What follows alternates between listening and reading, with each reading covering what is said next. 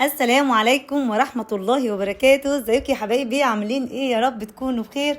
والنهاردة يا حبايبي هنعمل مع بعض الكيكة بطريقة سهلة خالص وبسيطة، وهتطلع معاكي هشة ومرتفعة بالشكل القمر ده. يلا نسمي الله ونشوف المقادير. معانا كوباية الا ربع زيت، وكوب لبن، وكوب وربع سكر، واتنين ونص دقيق، واربع بيضات، وفانيليا، وبيكنج باودر.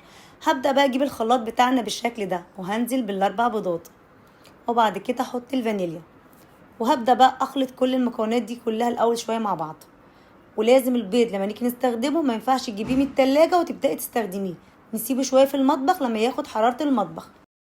وبعد كده اروح نازله بكوبايه وربع سكر. لو انت عايزاها مش مسكره حطي كوبايه سكر واحده بس. وبعد كده طبعا هكمل ضرب تاني في الخلاط، وبعد كده احط كوبايه اللبن وكوبايه الا ربع من الزيت، واحط معلقه صغيره من الخل، ده اختياري، الخل معانا بيخلي كيكه هشه. وهبدا طبعا اضرب كل ده تاني مع بعض كويس قوي.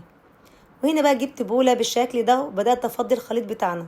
وبعد كده هبدا بقى احط كوبايتين ونص من الدقيق زي ما انتوا شايفين، شويه شويه بالمضرب اليدوي بالشكل ده. طبعا كل ده في اتجاه واحد، يعني ما ينفعش يكون بلف يمين وارجع تاني الف شمال، زي ما انتوا شايفين بالشكل ده.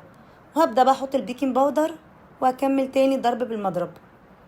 خلينا متفقين ان كل مكوناتنا تكون واخده حراره المطبخ، يعني ما ينفعش اجيب المكونات من التلاجة وابدا استخدمها، استنى شويه تاخد حراره المطبخ.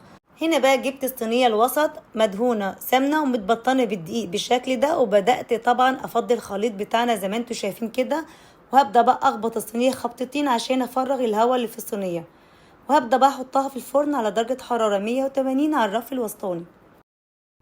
بعد ما استوت معانا بالشكل الجميل ده، طبعا بصوا مش قادره اتكلم، عاليه ومرتفعه وحاجه في منتهى الجمال. طبعا هتبداي بقى تقطعيها التقطيعه اللي انت عايزاها وحباها. وبعد ما قطعناها وبقت معاكم بالشكل القمر ده، طبعا هشه ومرتفعه وحاجه في منتهى الجمال. بجد جربيها وهتعجبك جدا. وده كان الفيديو بتاعنا النهارده، بجد يا رب يعجبكم.